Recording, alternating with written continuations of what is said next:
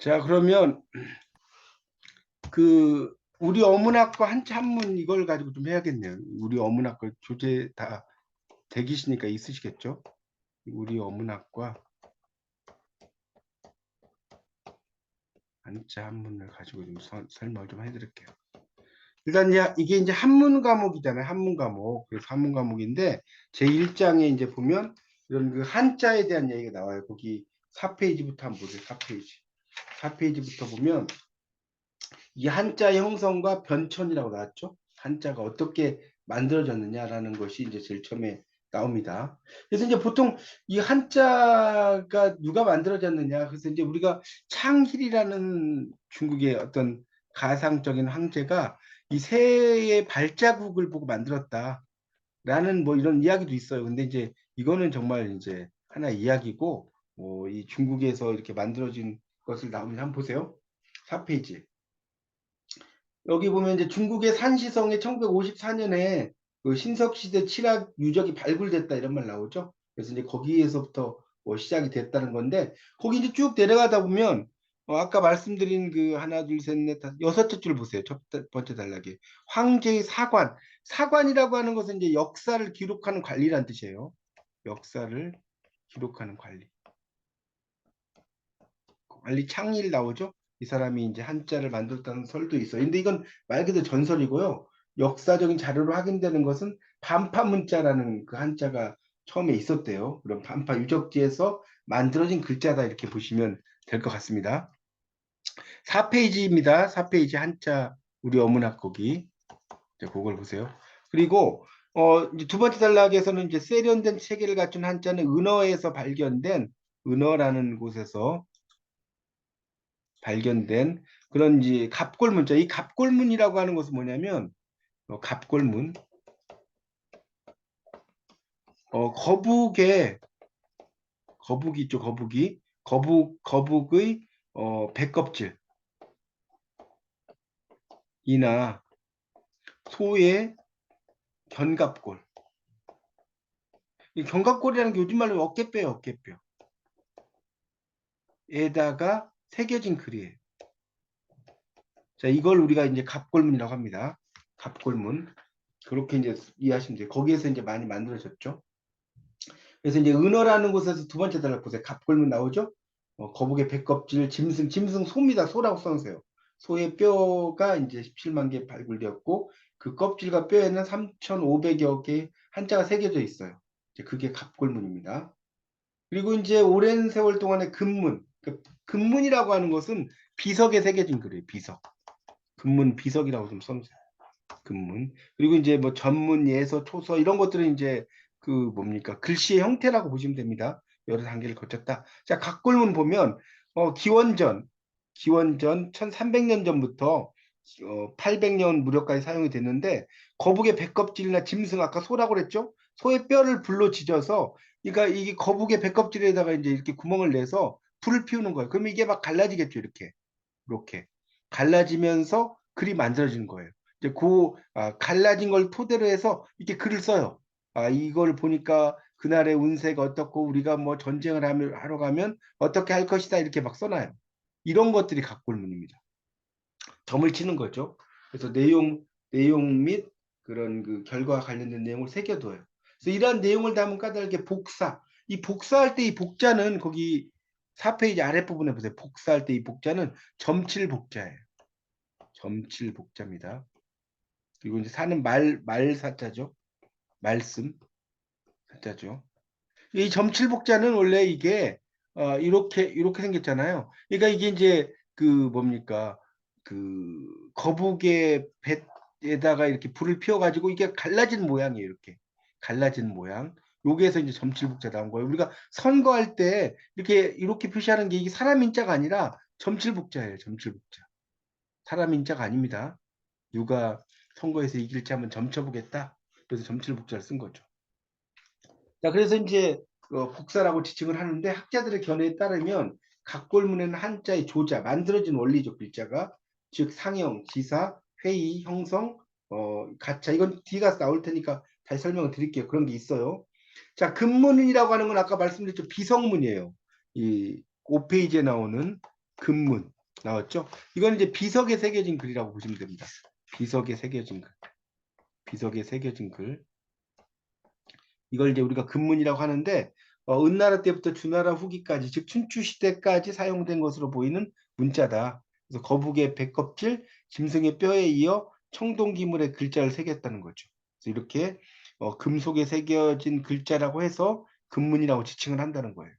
종 이게 이제 종 아시죠? 종 우리 이제 종에다가 이렇게 에밀레 종이라든가 이런 종에다 새기고 여기 이제 솥은 이게 솥정자에 써놓으세요. 솥정 그 한자 있죠? 이게 솥정자입니다. 솥정자. 새겨진 것이 많아서 종정문이라고 한다는 거예요. 종에 새기고 솥에 새긴다 이거죠. 그래서 그 조상과 부모의 공덕을 비는 내용이 많고 샘물을 붓는 주물. 주물이라고 하는 건 이제 샘물을 부어가지고 만드는 거죠. 그러니까 그런 방식이기 때문에 각골문과 좀 다르다. 그 다음에 나오는 게 이제 소전이에요. 3번에. 그래서 진시황 때 이제 이 전국을 통일하죠. 진시황이 여러분 아시다시피 전국을 통일해서 이제 이사라는 사람에게 이 나라의 표준 문자를 만들게 해요. 그래서 고안된 것이 소전이에요. 소전. 그때 만들어진 것이. 그래서 진나라 때 형성돼서 진전이라고 한다는 거예요. 진은 진나라 진짜겠죠. 그래서 이 전문은 대전과 소전을 통칭하는 말인데 소전은 진나라 땅에서 사용되던 대전을 좀 간략화한 거예요. 좀 간략하게 쓴 거라는 거죠. 그런 것이고 고문자에서 현대 한자로 발전하는 과도기적 문자다. 이렇게 이해하십시오. 그러니까 이런 것도 이제 시험에 나올 수 있겠죠. 거기 그 5페이지에 그 뭡니까?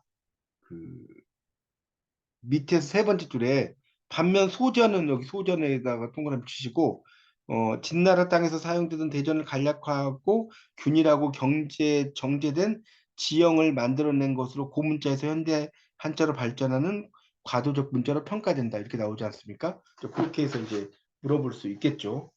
그래서 한자를 규범화하기 위해서는 이제 토대가 마련됐고요. 넘겨보세요. 예서가 나와요. 예서. 6페이지. 예서는 이제 진나라 말부터 한나라 때까지. 그러니까 이것도 아마 시험에 분명히 나올 거예요. 예서, 뭐 그다음에 전서 이런 것들 물어보는 거예요. 예를 들어서 다음 중 진나라 말기부터 한나라 때까지 사용된 문자는 무엇인가? 실제 나올 수 있습니다. 그거 꼭 알아주세요. 1번 뭐 예서, 2번 전서, 뭐 3번 뭐 해서 4번 행서 이렇게 나올 수 있어요. 분명히 꼭 알아두셔야 됩니다. 진나라 말기부터 한나라 때까지 사용된 문자 예서다. 이렇게 보시면 됩니다. 그래서 이 소전이라고 하는 게 좀 아름답다고 평가되지만 곡선이 많아서 글자 쓰기가 어려워요. 그래서 진나라 때 문서를 관장하는 하급 관리들이 실물 높이기 위해서 이제 직선으로 이렇게 쓰는 거예요. 직선으로. 그런 것이 예서다. 하급 관리를 도예라고 했기 때문에 예서라는 이름이 붙었다는 거예요. 그렇게 나왔죠. 그래서 공식 서체 그런 것을 그러니까 이 예서는 이 예자가요. 여러분 그 예서할 때 요 예자가 뭐냐면 노예할 때 예자 노예 아시죠? 영어로 슬레이브라고 하잖아요. 그런 예자입니다. 그러니까 주로 이제 그 하급 관리들이 이제 쓴 글이다 이래서 예서입니다. 예서 그렇게 이해하시면 되겠고요. 그다음 5번 초서예요. 이 풀초자잖아요, 초서는. 그래서 한대 이후 지금까지 쓰이는 예서를 흘렸었고요. 필기 속도를 높이기 위해서 고안되었고 초솔이라고 불러서 간략하고 엉성해서 거친 글자임을 부각했는데 초서라는 명칭이 유래했다. 이렇게 나오고 있습니다. 그래서 이 초서는 막 이렇게 여러분 보시면 막 이렇게 깔겨서 흘려 쓰는 글씨 있죠? 이런 것을 이제 초서라고 합니다. 상당히 어려워요, 초서를 공부하는 것 자체가. 그래서 쓰기도 어렵고 읽기도 어렵고 그런 거. 이 초서만 전문적으로 공부하는 사람들이 있습니다. 자, 7페이지. 거기에 이제 해서입니다. 이게 해서의 글자가. 이거는 한나라 말기에 시작돼서 지금까지 사용되는 문자. 거기도 밑줄 치세요. 한나라 말기에 시작되어서 지금까지 사용되는 문자가 무엇인가 해서. 이거 무조건 시험에 나옵니다. 이런 거는. 여러분 꼭 알아두셔야 돼요. 그 다음에 거기 그 예를 들어서 5번에 그 왼쪽에 초서는 한대 이후 지금까지 쓰이는 문자. 요게 초서. 이게 초서. 그다음 7번 보시면 7페이지 행서문 나옵니다. 행서. 자, 이 행서는 자, 그것도 밑줄 세요. 위진 시대의 발달에서 지금까지 활용되는 문자. 이걸 행서라고 해요. 위진 시대의 발달에서 지금까지 활용되는 문자. 그렇게 볼 수가 있습니다. 자, 그래서 이제 그 행서가 이렇게 이제 쓰여 있다는 겁니다. 그래서 이거는 초서와 해서의 중간 형태.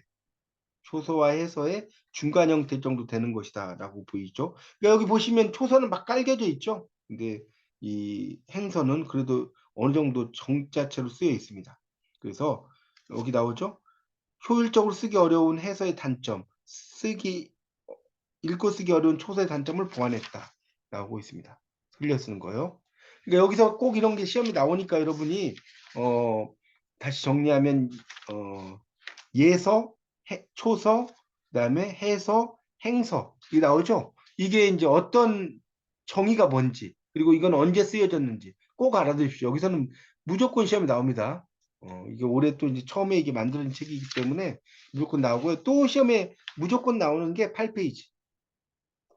자, 여기 8페이지에 보면 육서가 나오죠. 육서 2번.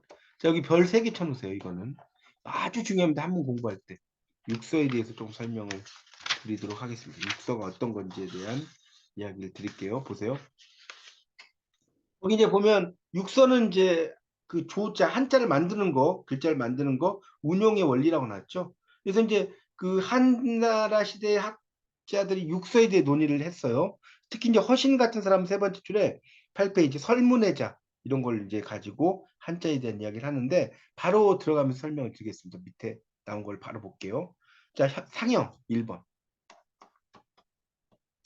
자, 이 상형이라는 것은 뭐냐면 여기 나왔죠? 모양을 본뜬 글자예요. 써놓으세요. 모양을 본뜬 글자. 여기 상형입니다.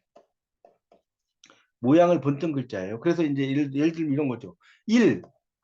해가 이렇게 떴죠? 이게 1이에요. 월이라고 하는 건 뭐예요? 달이 이렇게 이제 달이 이렇게 반달이 있고 약간의 그늘이 있잖아요. 여기서 월이 된 거예요. 이렇게. 강은 이렇게 막 흘러가죠. 이렇게. 그러니까 여기서 이제 내천이 되는 거고. 이해가시죠? 그 다음에 화는 불이 이렇게 썼는데 불이 막 이렇게 올라가잖아요. 이렇게 위로. 그래서 불화자가 되는 거예요. 이해가시죠? 우는 이렇게 쓰는 이유가 뭐예요? 비가 떨어지는 모습. 이렇게 하늘에서. 이렇게 떨어지는 모습이에요. 그걸 이거 하늘이라고 본다면 우라고 쓴 겁니다. 그러니까 모양을 본뜬 게 상형이다. 이렇게 보시면 될 것 같습니다. 그 밑에 이제 새추자가 보이죠? 새추. 이게 왼쪽에 새 그림이고 새의 머리와 날개 꼬리를 본뜬 글자다. 그래서 여기서부터 이제 여러 가지 글자들이 나온 겁니다. 뭐 집, 아, 잡, 리, 진 이런 글자들 나온 거예요. 그 밑에 글자들 아시죠? 모을 집자, 그 다음에 우할 아자, 그 다음에 복잡할 잡자, 그 다음에 떨어질 리자, 그 다음에 나아갈 진자 이렇게 되는 거죠. 글자 음을 물으시면 써놓으세요. 집, 아, 잡, 리, 진 이런 것들이 만들어지는 겁니다. 아시겠죠? 이 세 추자와 같이 모양을 본뜬 거다. 자, 그 다음에 이제 9페이지에 보면 이게 이제 분율자인데 손으로 붓을 잡고 있는 모습이에요. 그래서 이게 분율자입니다. 그래서 여기 보면 필, 서, 진 나왔죠. 여기 보면 필, 서, 그다음 진, 그다음에 이것도 이제 법률할 때 율자죠. 이런 글자들이 이렇게 만들어진 겁니다. 글자가 파생이 됐다고 나오죠. 어쨌든 이런 것들 전부 다 이제 상형, 모양을 본뜬 글자를 상형이라고 한다 이렇게 이해하시면 되겠습니다. 자, 그다음에 2번 지사 9페이지. 자, 지사라는 것은 뭐냐면 추상 눈에 보이지 않는 눈에 써보세요. 보이지 않는 것을 나타낸 글자. 이게 무슨 말이냐면 자, 예를 들어 한번 들어볼게요. 이렇게 해서 여기에 이렇게 점을 찍어보세요. 그러면 여기에서 이제 이게 일사분면이잖아요. 수학 시간에. 그러니까 이렇게 일사분면에 있으니까 위에 있죠, 여기. 그러면 이걸 옆으로 이렇게 긋겠죠. 그러면 이게 뭐가 돼요? 윗상태가 되죠. 그다음에 이건 아래에 이렇게 뭐가 하나 점이 있다. 그러면 이렇게 됐죠. 그러니까 이게 뭐가 되겠어요? 아래 하자가 됐죠. 아래 하자. 이런 것이 대표적인 지사예요. 이런 게 대표적인 지사고, 그 다음에 이제 그 근본 본자 같은 경우 이렇게 쓰는데 근본 본 이것도 지사죠. 왜 그러냐면 나무가 이렇게 있는데 나무에 뿌리 이게 뿌리를 뭐 뿌리가 이렇게 생기지 않았잖아요. 근데 이제 이렇게 뿌리를 이렇게 모양을 표시한 거 뭐 나무 뿌리 막 이렇게 생겼을 거 아닙니까? 이렇게 생긴 것을 그냥 이렇게 하나로 딱 그어버린 거죠. 근본 본자입니다. 이게 지사를 가리키고요.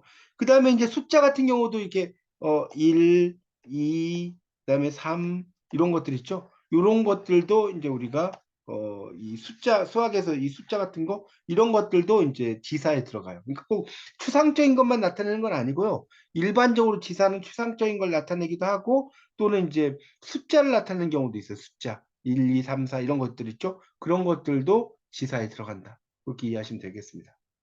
그래서 윗상, 아래하, 근본본, 그다음에 1, 2, 3 이런 거 있죠? 이런 게 전부 다 지사에 들어간다.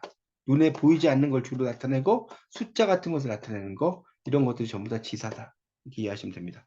그래서 밑에 이제 달감자도 입안에 선을 그어서 혀에서 느끼는 맛을 표현한 글자다. 이렇게 나왔죠? 이게 달감자예요. 달감자를 이렇게 쓰잖아요. 이렇게.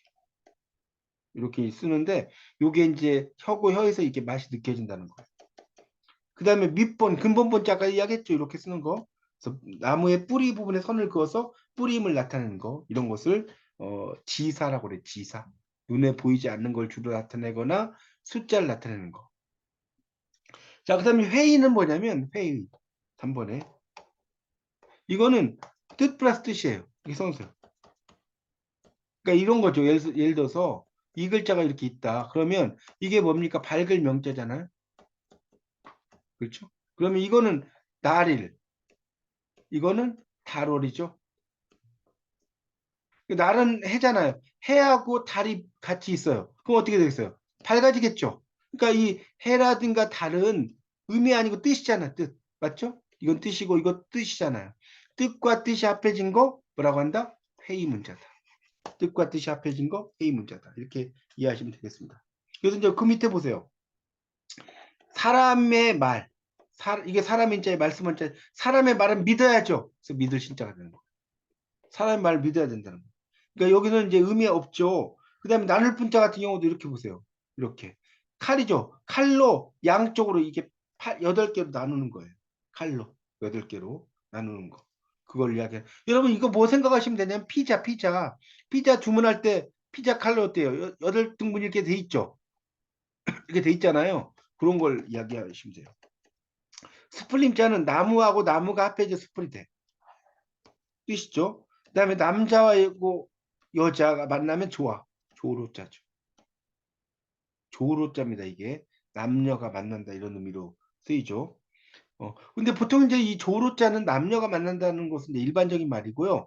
어머니가 아들을 바라볼 때 좋다는 뜻이에요. 이 조로자는 그렇게 이해하시면 되고요. 그 다음에 이 효자는 효자 이렇게 쓰잖아요. 이건 뭐냐면 늙을 노자 플러스 써보세요. 아들 자자예요. 그래서 아들이 늙은 노인을 업고 있는 모습이에요. 아들이 늙은 노인을 업고 있으니까 효자겠죠. 그래서 효도 효자가 되는 겁니다. 그래서 그 밑에 그 회의의 글자는 신, 분, 림, 호, 효입니다. 그 음을 좀 달아주세요. 그렇게 되는 거죠. 신, 분, 림, 호효 그렇게 쓰시고요. 자, 그 밑에 이제 굳셀무자 있죠. 굳셀무자. 굳셀무자는 창과 그칠지라는 거예요. 그래서 전쟁에서 공을 세우고 무기를 거둬들인다. 그래서 무사, 병법, 무예, 구세다. 이런 게 있다는 거죠. 그러니까 여기 보면 자, 이거 좀 지우고 설명할게요. 이게 이제 무예 무자가 이렇게 쓰거든요. 이렇게. 왜 이렇게 쓰느냐? 여러분 생각해 보세요. 요 글자가 무슨 글자죠? 써보세요. 그칠지자예요. 그리고 요 글자가 이렇게 쓰는 창과자입니다. 창과자. 이게. 그래서 창과 그칠지. 그러니까 전쟁에서 공을 세우고 무기를 거둬들인다는 거예요. 그러니까 이제 뭐 무사, 병법, 무예, 구스다는 뜻이 있는 거고요. 넘겨보세요. 그다음에 울명자입니다. 울명. 이거는 이제 입구자잖아. 입구자. 그다음 새 조자입니까? 새가 입 벌리고 있어요. 새가 입 벌리고 있으니까 우는 거죠. 울명이 되는 거예요. 이해가십니까? 그러니까 새라는 뜻, 입이라는 뜻, 뜻과 뜻이 합해졌어요. 그래서 이걸 회의라고 합니다. 뜻 플러스 뜻, 회의. 자, 그 다음에 형성. 형성은 뭐냐면 10페이지입니다. 형성은 이렇게 써놓으세요. 형성은 뜻 부분 플러스 음 부분이에요. 자, 이게 형성이에요. 뜻 부분하고 음 부분이 같이 있는 거죠. 예를 들면 여기 밑에 보세요. 만미자가 이렇게 있어요. 그렇죠? 그런 게 있어. 그러면 요게 요 미잖아. 이 안일 미자잖아. 이 안일 미자. 그러니까 이건 음부분인 거예요. 음부분. 그리고 이건 입구자잖아. 입구자. 입. 입구자. 그러니까 입은 뭐겠어요? 뜻 부분이죠. 뜻 부분. 그러니까 입으로 만미자잖아. 그러니까 이게 뜻 부분이고 이게 음 부분이야. 그러니까 이게 뭐예요? 형성이죠. 입으로 맛을 음미한다. 이런 이야기죠. 그래서 이게 만미자가 되는 거예요. 만미자. 아시겠죠? 요 위에 있는 이 글자는 무슨 글자인지 여러분 아시죠? 안일미자야. 안일미자. 요 글자는 뭐라고요? 안일미자. 한자 이거 알아두셔야 돼요. 위에 있는 게 길고 밑에 게 짧고 이건 뭘까? 이거. 요거는 끝말자야. 한자에서 끝말. 끝말이고 이렇게 위에 있는 게 짧고 밑에 길면 안일미자입니다. 자, 그다음 연못 담자도 보세요. 연못 담자도 이게 왜 이렇게 쓰냐면 이렇게 쓰잖아요. 이게 연못이 연못. 그러니까 이게 뜻 부분이야. 요게 담자. 요것만 써도 담자. 담자. 그러니까 이게 그 뭡니까? 연못. 이 물숫자니까 물은 연못은 물이잖아요. 이 담은 요 글자가 담이거든요. 그래서 음부분을 가져온 거죠. 그렇게 이제 보시면 돼요. 이게 이제 깊을 담자예요. 요 글자가 여기 나주책에 깊을 담이라고. 그래서 뜻부분, 음부분. 자, 전주라고 하는 것은 뭐냐면 한 글자가 여러 가지로 의미가 그 파생이 되는 거예요. 예를 들어서 여기 보시면 보세요. 여기 이제 보면 이렇게 쓰는 게 있죠. 이렇게 쓰는 글자하고 이렇게 쓰는 글자가 있잖아요. 이거는 늙을 노자고 이건 늙을 노자고 요거는 이제 상고할 고자예요. 그럼 상고한다는 건 뭐냐면 깊이 생각한다는 뜻이에요. 그 상고한다는 말을 잘 모르시면 써놓으세요. 거기 10페이지에 밑에서 둘째 줄이에요. 상고. 그래서 깊이 생각할 고자, 늙을 노자. 자연과 도금이 달라요. 그런데 이 늙을 노 부수에 속하는 글자라는 왜 그러냐면 여기 보세요. 이 비슷하잖아요. 요게. 이해가세요? 요게 늙을 노자 우리가 늙을 노자 이렇게 쓰잖아요. 한자에서. 이렇게 쓰잖아요. 이렇게 쓰기도 하고 이걸 약간 변형으로 이렇게 쓰기도 해요. 이해가세요? 이렇게 쓰기도 하고 왼쪽처럼 이렇게 쓰기도 해요. 이게 전부 다 늙을 노자의 어떤 글자가 되는 거죠. 그런데 오른쪽 11쪽 보세요. 한편 이미 있는 글자의 의미를 확대해서 다른 뜻으로 쓰이는 방식. 전주. 자, 예를 들어서 목숨명자에 보세요. 여기 목숨명자. 11쪽 보고 있습니다. 네 번째 줄. 이건 원래 이제 목숨명도 되지만 뭐예요? 명령을 내린다는 거예요. 너 네 목숨 제 목숨을 제거해 버려 이렇게 명령을 내려. 그렇죠? 그래서 이게 명령을 내린다는 뜻으로 쓰이고 생명도 돼. 그다음에 이 글자 여러분 많이 들어보셨죠? 이렇게 쓰는 거. 이거는 뭐예요? 아카락. 아카락도 되지만 또 미오할 할 때는 뭐가 되죠? 미오할 뭐가 되죠? 오가 돼요. 오, 발음이. 아칼 악 미오할 오라고 있습니다. 발음이 음이 달라져요. 이런 것들을 말하는 겁니다. 그 다음에 여기 또 하나 재밌는 게 요 글자가 있어요. 요 글자. 이 글자가 아주 재밌는 글자예요. 왜 재밌는 글자냐면 세 가지로 가름이 돼. 세 번째, 첫 번째는 뭐죠? 음악, 거기다 써놓으세요. 악. 그 다음에 즐거울, 락. 그 다음에 좋아할, 요가 되죠. 그 의미 세 개잖아. 요, 락, 악. 그러니까 이건 어떻게 이해하시면 되냐면 나무예요, 나무. 근데 이게 흰색, 그러니까 벚꽃 생각해보세요. 벚꽃 생각해보세요. 벚꽃인데 이게 작은 걸 의미하거든요. 작은 송이, 작은 송이, 작은 송이, 작은 송이, 벚꽃이 많이 있어. 그러면 그 벚꽃을 보면 여러분 이제 벚꽃은 졌지만 음악이 나오죠. 어? 벚꽃 그 엔딩, 벚꽃 엔딩 뭐 이런 노래도 있잖아요. 음악이 나와. 즐겁죠. 벚꽃 핀 거 보면. 벚꽃 핀 거 좋아하겠죠. 그래서 그런 의미로 쓰이는 겁니다. 음악, 즐거울락, 좋아할요. 이렇게 쓰이는 거. 이런 걸 뭐라고 한다? 전주라고 한다. 전주. 그러니까 이 전주라는 것은 10페이지에 나오는데 5번에 이 전주할 때 이 전자가 뭐냐면요. 구를 전자예요. 거기다 쓰세요. 10페이지 5번에 이 주는 물될 주자예요. 물될 주자. 그러니까 굴러서 물을 댄다. 뭐 직역하면 그런 뜻인데 하나의 단어의 뜻이 여러 개로 바뀐다는 거예요. 굴러서. 그런 걸 뭐라고 한다? 전주라고 한다. 아시겠죠? 하나의 단어의 의미가 여러 개로 바뀌는 거. 전주. 자, 그 다음에 이제 11쪽에 가서 6번 가차입니다. 가차. 이 가차는 빌린다는 거예요. 글자를 빌려오는 거예요. 그런 것을 이제 그 글자를 이렇게 빌려오는 경우가 있다는 겁니다. 그래서 이제 여기 뭐 새로운 글자를 만든 조작 원리가 아니라 이미 있는 글자를 활용한다는 겁니다. 그래서 그 밑에 보면 유라든가 수, 레, 연, 막입니다. 그 음을 좀 이렇게 달아주세요. 유수, 레, 연, 막이에요. 유. 그러니까 유는 이제 뭐 같을 유자로도 있고요. 오히려 유자로도 있고요. 오히려. 그다음 수는 뭐냐면 모름지기 수. 모름지기. 모름지기 숫자고 레는 오다. 연은 뭐죠? 그랄 연. 막은 없다. 없을 막자죠. 이렇게 읽습니다. 아시겠죠? 유, 수, 레, 연, 그다음 막이에요. 없을 막자. 이런 것들이 가차라는 거예요. 이런 글자. 그래서 이제 밑에 능할능자 보세요. 능할능자. 각골문에서는 곰의 모습을 상용했다. 본디 곰을 뜻하는 글자였으나 잘하다, 능하다는 뜻으로 가차가 돼요. 그래서 그 뭡니까? 지금은 곰의 뜻이 사라졌다. 이후 곰을 뜻하는 한자가 필요해서 발을 그려 넣으면서 곰문자가 돼요. 그러니까 이게 보세요. 여러분 헷갈리면 안 되는 게 밑에 이렇게 붙으면 이게 고뭉이에요. 고뭉. 여러분 그 우루사라고 하는 그 뭡니까 약품 선전할 때 고뭉 해가지고 이게 막 나오잖아요. 이게 그걸 이야기하는 겁니다. 그래서 그 곰을 뜻하는 글자가 이제 요렇게 이제 어 내용이 이렇게 있죠. 그래서 이제 이게 원래 이제 화자는 불화자의 부수의 불화자 아시죠? 요거 뜻이 같은 겁니다. 요 글자가 고뭉자. 그래서 이제 그 이게 이제 원래 불을 의미하기도 하고 불을 의미하기도 하고 발이라는 게 곰이 이렇게 막 맨발로 막 이렇게 다니면 막 열이 나겠죠. 그래서 이 불화자로 쓰입니다. 그런 거. 그다음에 없을막자도 보세요. 각골문에서는 해가 풀숲에 그 있는 모습을 본떠서 해가 막 지련다는 거예요. 여기 보시면 이렇게 써 있잖아요. 이렇게. 그러니까 보면 이게 지금 해가 이게 해. 여기 풀이잖아요. 풀. 풀 속에 있는 모습이에요. 해가 풀 속에 있으니까 어때요? 지려고 한다는 거죠.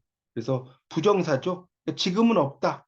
지금은 이제 없다는 뜻으로 이제 바뀌어버린 거예요. 원래 해가 진다는 뜻이지만. 그런 훗날 저녁을 뜻하는 글자가 필요해서 이렇게 이제 막에다가 이를 덧붙여가지고 점을 모자를 만든다는 겁니다. 점을 모자를 만든다고 이야기를 하고 있습니다. 그렇게 정리를 하시면 되겠습니다. 점을 모자로 이제 이야기가 된다는 거. 그렇게 정리를 하시면 됩니다. 그래서 이제 이런 그 능할 능자라든가 없을 막자라든가 이런 것들을 이제 우리가 가차라고 이야기를 해요. 가차. 그러니까 가차라는 것은 뭔가를 빌려온다는 거죠. 빌려오는 글자. 이걸 이제 가차라고 이야기할 수 있습니다. 자, 그래서 이제 12쪽을 보시면 12페이지를 이제 보면 보충학습의 부수가 있죠. 12페이지 보세요. 12페이지에 보충학습의 부수가 있는데, 그러니까 이게 한자의 자전에서 글자를 찾는데 길잡이가 되는 역할을 하는 글자라는 거죠. 그래서 지금은 이제 214자의 부수 체제를 그 활용을 하고 있습니다. 그래서 부수를 이렇게 알면 좋다는 겁니다. 거기에 보면 사람과 관련된 부수 12쪽 보세요.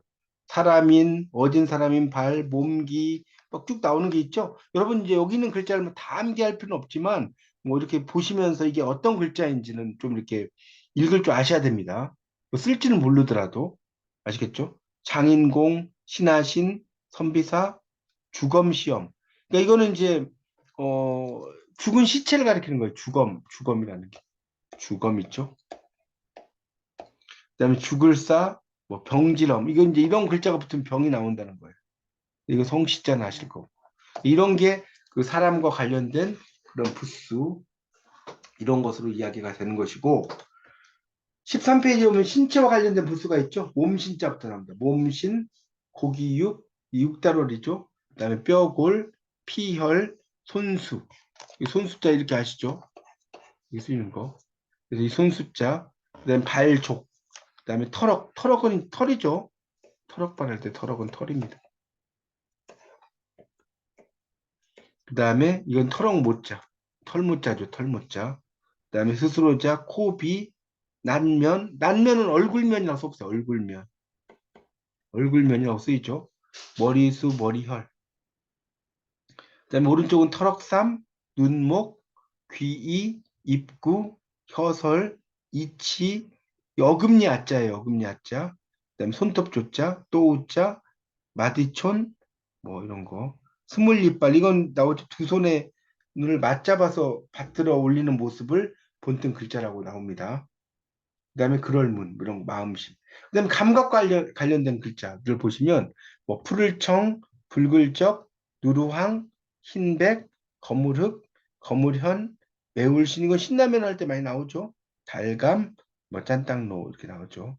이런 것들이 이제 그런 감각과 관련된 글자고 넘겨보세요. 숫자는 쉽죠.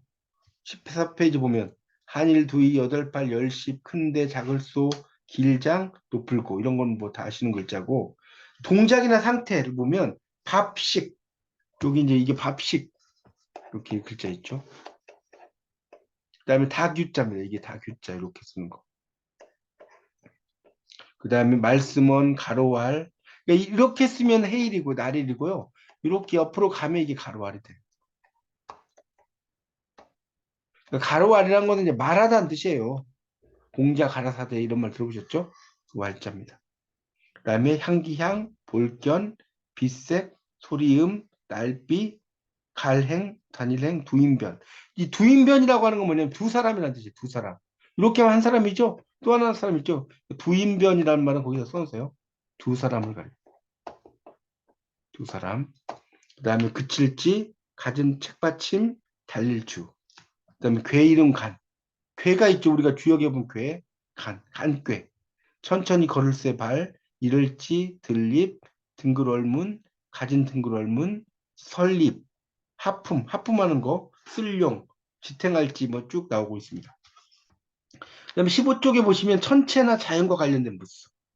날일, 해죠. 그다음에 별진, 별이죠. 불, 물, 이수변이라고 나왔는데 이수도 이제 물과 관련이 있어요. 이수변도. 그다음에 개미허리, 개미허리. 그다음 비우, 흑토자. 그다음에 달월, 매산, 그다음에 언덕부, 그다음에 민엄호, 밭전, 돌석, 세금, 구수록 이런 것들입니다. 이런 것들은 이제 천체나 자연과 관련된 글자고, 그다음에 이제 동물과 관련된 글자가 그 밑에 나오죠. 개견, 양양, 돼지 시자에 돼지 시자, 돼지, 그다음에 소, 말, 사슴. 뭐 이걸 여러분이 한자를 쓰려고는 하지 마시고요. 그냥 이게 보고 익히세요. 근데 이걸 뭐 쓰는 것까지는 여러분 안 하셔도 됩니다. 쥐, 범과 호랑이, 물고기, 조개, 거북. 그다음에 오른쪽 보세요. 새조, 새추, 그다음에 용룡, 벌레회, 가죽피, 가죽위, 가죽혁, 기두, 뿔각, 실사, 안일비 이런 것들이 동물과 관련됐다고 나오고 있습니다. 그러니까 이 안일비자는 밑에 나오죠. 새우 왼쪽 날개와 오른쪽 날개를 본떠서 위배된다, 배치된다 등의 의미를 나타내는 글자가 이제 안일비자래요. 자, 그 다음에 넘기시면 16페이지. 거기 이제 보면 뭡니까? 식물과 관련된 부수 있죠? 풀초, 뭐 기장밥 한다고 그러죠? 나무목, 홍두, 대죽, 오이과, 벼화, 산마, 쌀미, 조각편, 보리맥, 그다음에 장수장편이죠. 장수장은 장군을 가리키는 거고요. 요 쌀미자 같은 경우는 이렇게 쓰는데 이제 옛날에는 뭐 농부의 순이 88번 간다. 이거 다 거짓말이고요. 원래 쌀미자는 왜 쌀미자냐면 이렇게 벼를 보면 이렇게 씨앗이 달리죠. 그 알들이 이게 달리지 않나요? 이 모양을 이제 이렇게 쌀미자를 쓴 거예요. 요 모양. 88번 그 농부의 손이 간다는 거짓말이고요. 그런 글자입니다. 그런 글자도 좀 알아두시면 좋겠습니다. 벼와 같은 경우는 벼가 익으면 고개를 숙이잖아요. 그래서 이게 벼자예요. 고개를 숙인 나무. 그다음에 16페이지에 그 오른쪽에 기장서부터 이렇게 하는 거 잘 보시고 시공간, 고릅, 마을리, 엄호, 문문, 지게호, 간머리, 구멍열, 그다음에 모방은 이거 네모를 가리키는 거 네모. 요 모방은 네모라고 써보세요. 그다음 저녁석, 큰 입구몸. 이 크게 되면 큰 입구가 되겠죠. 크게 되면 작게 된 게 아니고. 자, 그다음에 일상생활과 관련된 부스를 보세요. 술의 거 여기다 술의 차라고 써주세요. 술의 차도 들어가죠. 이 술의 거라고도 있고 술의 차라고도 읽어요. 그다음 배주, 소정, 다리 굽은 손력, 그릇명. 이게 이렇게 쓰면 그릇명점. 여러분 이제 헷갈리시면 안 되는 게 이렇게 쓰면 이게 피열이에요. 피열. 이게 그릇명자입니다. 그다음에 말두, 기아와 절구구. 그다음에 장군부, 옷의, 민간머리, 수건건, 그물망, 분율, 북고, 그다음에 멀경봉. 그러니까 이 요거는 이제 그 입구 부분에서 한쪽이 없는 그런 그 몸이라고 생각하시면 됩니다. 이 멀경 몸이라는 것은 그 밑에가 그 없는 큰 몸이라는 거죠. 자, 무기와 관련된 거, 칼도. 자, 여러분 이 칼도자는 좀 알려드릴게요. 한쪽만 날카로운 칼을 이 칼도자를 씁니다. 한쪽만. 양쪽이 날카로운 게 아니라 우리가 칼 검자를 쓰는 게 있어요. 칼 검자 이렇게 쓰는 거. 좀 써보세요. 이렇게 쓰는 이게 검자거든요. 이거는 양쪽 다 날카로운 칼. 양쪽 다 날카로운 칼. 여기 칼검이고요. 이렇게 도자를 쓰는 것은 한쪽만 날카로운 그 칼을 의미한다. 이렇게 이해하시면 됩니다. 그렇게 정리를 하시고요. 그 다음에 그 도끼근, 도끼. 이 도끼근은 재밌는 게 그림으로 그 도끼 모양이 되지 않나요? 이렇게 해버리면 도끼 모양이잖아. 창과 창모. 그다음에 방패간. 방패간도 이렇게 한번 그려보세요. 방패간 재밌는 게 이렇게 빨강색이 있으면 이렇게 한번 그림을 이렇게 그려보세요. 이렇게. 방패 모양이잖아. 그죠? 활궁, 화살시, 비수. 비수는 칼에 칼, 비수를 꼽는다 할 때. 그런 거 무기죠. 귀신이나 귀신귀, 점괘효. 점괘효라고 하는 게 있어요. 이 효는 여러분 주역에 보면 이렇게 이제 이렇게 뭐 그 이렇게 두 개가 합해진 거 이런 걸 효라고 그래요. 효라고 합니다. 그다음에 이 특히 이제 보일 시자를 좀 설명을 드리면 보일 시자 이렇게 이게 이제 보일 시자인데 이 보일 시자는 되게 재밌는 글자예요. 왜 재밌는 글자냐면 이렇게 우리가 옛날에 이렇게 그림 한번 그려볼까요? 이렇게 네. 이런 그 뭡니까? 그 이런 공간이 있을 거 아니에요. 여기에 접시 같은 거 이렇게 담는 그렇죠? 여기에 이제 돼지나 이런 고기를 이렇게 생 고기를 이렇게 잘라가 놓아요. 그럼 이 고기들 어때요? 피를 뚝뚝뚝뚝 흘리겠죠? 생고기니까 이렇게 피를 흘리죠. 요 모양에서 이 보일 시자가 나온 거예요. 보일 시자. 그러니까 이 보일 시자는 뭐냐? 신에게 제사 지내는 모양.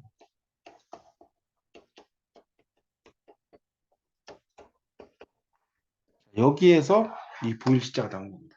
자, 다시 이 보일 시자는 신에게 제사 지내는 모양이다라고 이해하시면 되겠습니다.